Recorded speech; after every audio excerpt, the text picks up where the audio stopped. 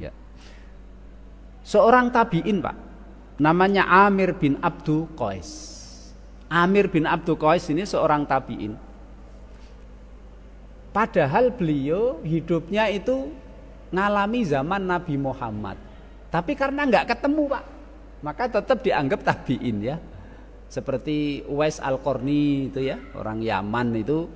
Ya, itu sebetulnya dia hidup di zaman Nabi karena dia mau ketemu Nabi sehingga menjadi sahabat Nabi, ibunya ngelarang toh itu, Pak. Sehingga dia meskipun hidup di zaman Nabi tapi tidak bertemu dengan Nabi, maka namanya tetap dianggap tingkatan tabi'in. Ini Amir bin Abdu Qais juga sama, Pak. Dia hidup di zaman Nabi tapi qadarullah ya, Allah takdirkan nggak pernah ketemu. Akhirnya dia tetap dianggap tabi'in. Tapi orangnya Masya Allah, Pak, soleh luar biasa. Saking solehnya itu, Pak, kata Imam Az-Zahabi dalam kitab Syiar A'lam Nubala, beliau katakan Allah beri dia karomah, Pak. Apa karomahnya? Dulu di zaman Khalifah Utsman ya. Beliau ini terjadi di zaman Khalifah Utsman. Seluruh khalifah itu kan memberikan jatah hidup kepada seluruh umat Islam. Nah, suatu hari Amir bin Abdu Qais ini, Pak, pergi ke bendahara atau ke khalifah gitu, ngambil jatah hidupnya. Diambil. Sepanjang jalan itu, Pak, setiap ada ketemu orang miskin itu, Pak, diambilkan. Sepanjang jalan. Sampai rumah sisanya kasihkan keluarganya. Orangnya itu wis ora doyan dunya, Pak, ora doyan duit. Ya. Enggak duit itu tidak jadi pikirannya sudah. Dapat jatah hidup sepanjang jalan kasih sisanya.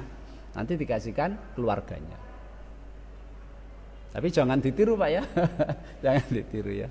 Ya, jangan ditiru. Ini karena imannya sangat kuat, sangat tinggi ya. Kalau kita imannya seperti itu silakan, tapi kalau tidak sekuat itu jangan. Sampai rumah, Pak, sisanya dikasihkan keluarganya. Dihitung keluarganya, Pak, genep, Pak. Masya Allah. Dihitung keluarganya genep, gitu. Diterima, Pak Amir berapa dapatnya sekian. Tapi entah tinggal berapa itu tak kurang-kurangi ya. Kasihan ada orang lewat, ada orang miskin, orang minta apa tak ambilkan. Dikasih berapa dari khalifah sekian. Dihitung, Pak, podo genep, padahal dikurang-kurangi ngasih-ngasih orang di jalan. Karomah.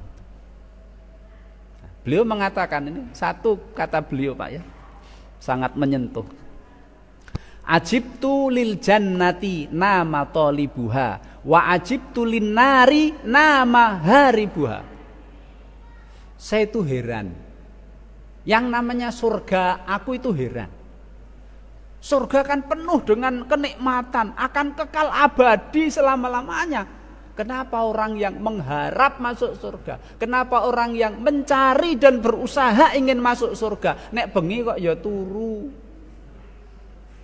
Awake dhewe ini, Pak, bukan bapak-bapak, saya juga ini. Kenapa kalau malam itu kok oke turuwe gitu loh, Pak? Apa mencari surga itu nggo turu, Pak? Masya Allah. Wa ajibtu linnar, dan saya itu heran, yang namanya neraka itu aku heran. Siksanya sangat pedih. Dibakar. Bahan bakarnya itu adalah waquduhan nasu wal hijarah. Manusia dan batu menjadi bahan bakarnya. Kenapa nama haribuha? Kenapa sih orang yang takut dimasukkan neraka itu kok malah tidur? Malah tidur. Kok enggak pedih piye? Padahal, Pak ya, ini tambahan dari saya. Padahal itu pas ketika 2010 ketika Merapi dinyatakan awas atau siaga atau apa itu. Ada wong sing iso turu angkler, Pak. Sithik-sithik tangi. Malah ada yang jaga, ada yang apa disiagakan dan sebagainya. Kita enggak bisa tidur nyenyak. Nah, itu mau Merapi. Seandainya ini cuma contoh, semoga tidak. Seandainya meletus terus kita kena, apa orang yang kena letusan api neraka otomatis mlebu neraka? Kan tidak, toh, Pak. Gempa juga 2006 itu, Pak. Orang nggak bisa tidur nyenyak itu. Pas di Bantul 2006 itu. Ini neraka. Kenapa ketika kita takut neraka, kita berharap kepada Allah, ya Allah jangan kau masukkan aku neraka. Kita nggak kuat ya Allah di neraka. Kenapa kalau malam itu kok koyoke wong kayaknya itu kita itu tidur tapi seakan-akan ora ono neraka. Itu enak banget gitu. Sebelum tidur ya kaya ndak ada apa-apa, bangun tidur ya kaya ndak apa-apa, kayak nggak ada neraka.